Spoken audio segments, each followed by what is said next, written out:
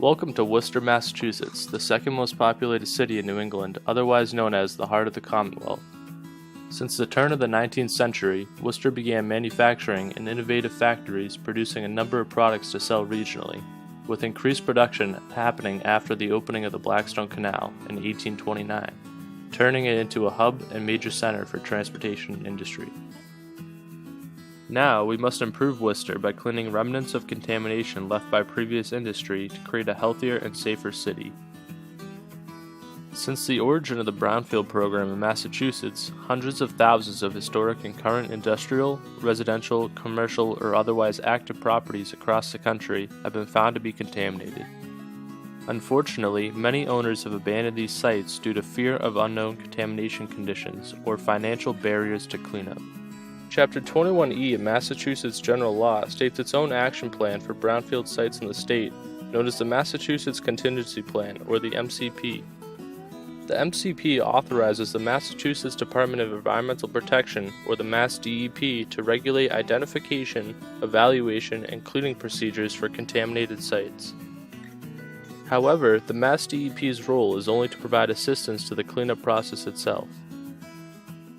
In a city under redevelopment like Worcester, the cleanup of brownfield sites offers economic leverage to the community by offering public and private use of the site, raising property values, promoting job growth, as well as adding aesthetic value to the city.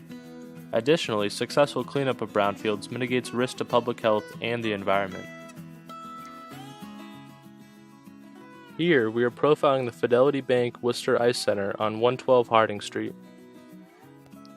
The site is now home to the Worcester Railers practice rink and is a center for local teams and the public to skate, dine, and stay healthy. The site sits in the Canal District near numerous other businesses and restaurants where there is heavy consumer traffic.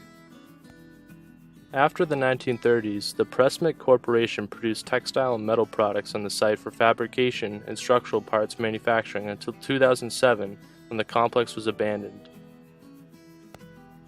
Licensed site professionals have found OHMs like volatile organic carbons, asbestos, and petroleum at the site. Craig Blythe, the CEO of the Worcester Business Development Corporation, the current owner of the site grounds, speaks about the history of the site. It had been acquired by GKN Sinter Metals. That was a big international conglomerate that bought Pressmet. They closed the doors in 2008, so it's at vacant. The reason it's at vacant is because it was very contaminated. It was not only contamination, a lot of petroleum products that were in the soils under the building and around the building, but the paint on the demolition, the cinder block walls that the building was made out of, was contaminated with PCB contaminated paint. Yeah.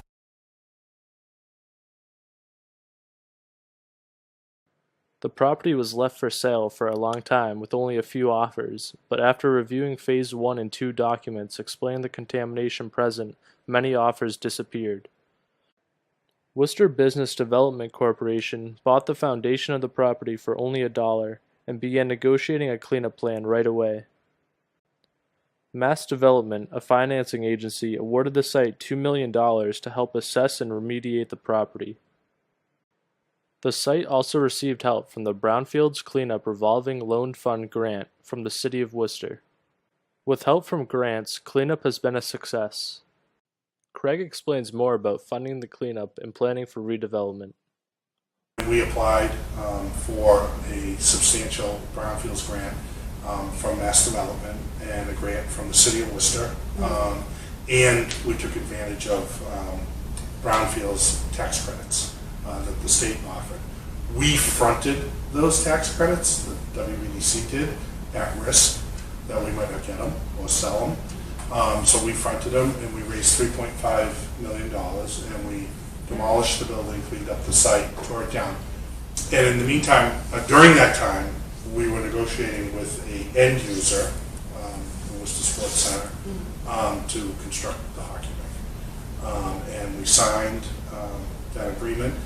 They didn't want, we were cleaning to a certain standard, and they didn't want the liability or the risk on owning the dirt. So we entered into a 65-year ground lease with the owners, and that allowed them to finance the construction of twin hockey rinks and 35,000 square feet of retail space. So we own the dirt. We cleaned it up. We were responsible for it.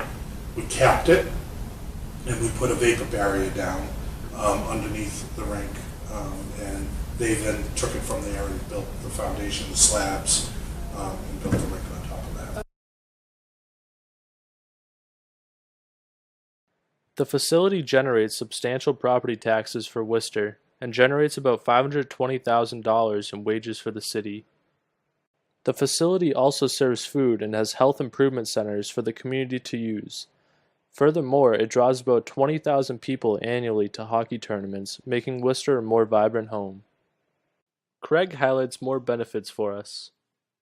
This site, the benefits to Worcester, is this is in the middle of what's called the Canal District, which is a district that's been evolving over the last, I would say over the last 10 years, but over the last couple of years has really taken off as a kind of cool, funky place where college students want to gather. So this property sits, this 3.5 acres sits right in the middle. So to have a big, vacant, abandoned factory, there was much more crime around there. It wasn't very well lit.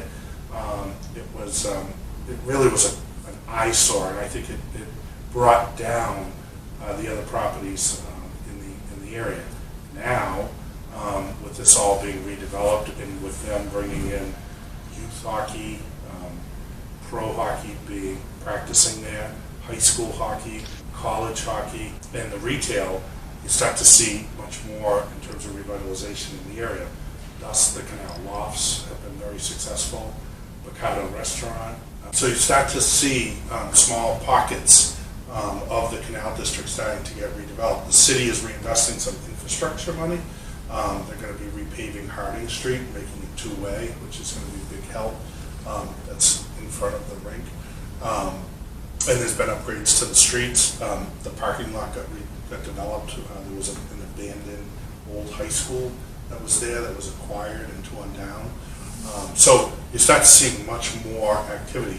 So if you think about it, what was an abandoned building that was all contaminated, paying taxes to the city?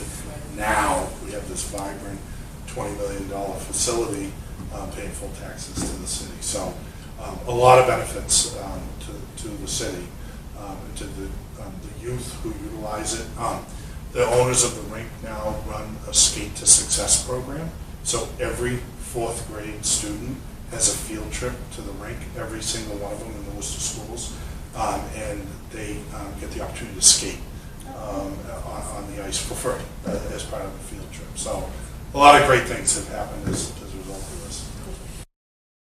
In this video, we have learned about the many benefits that come from cleaning contaminated property and issuing them into the Brownfields program.